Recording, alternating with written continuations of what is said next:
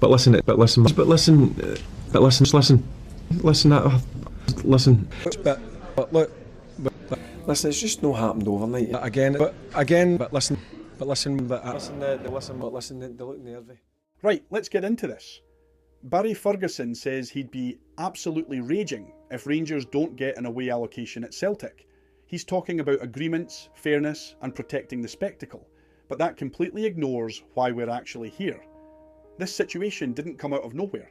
It follows repeated issues involving sections of the Rangers support, disorder, pitch invasions and incidents that raised serious safety concerns.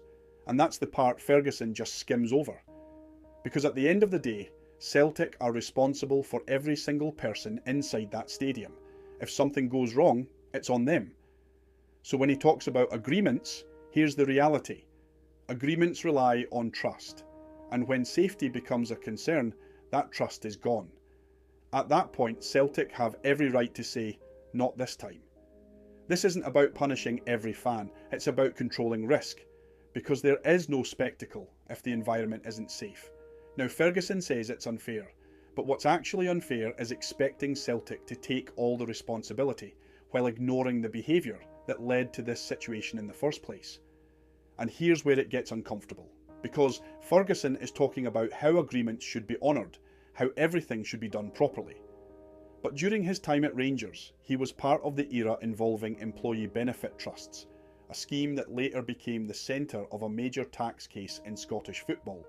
That whole situation led to years of legal battles and rulings that those payments should have been treated as taxable income.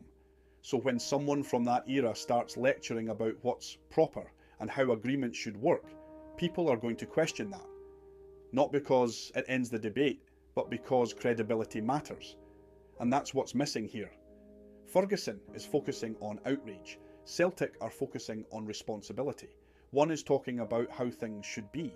The other is dealing with what's actually happened. And until the real issues, fan behaviour, safety risks and accountability, are properly addressed, Celtic are fully within their rights to say, no allocation, not this time. All of these so-called Rangers heroes like Ferguson, Boyd and Sally McMoist can bump their gums all they want. But the reality is that Celtic are in the right and Celtic will do whatever they feel necessary to handle the thugs in blue Smurf masks.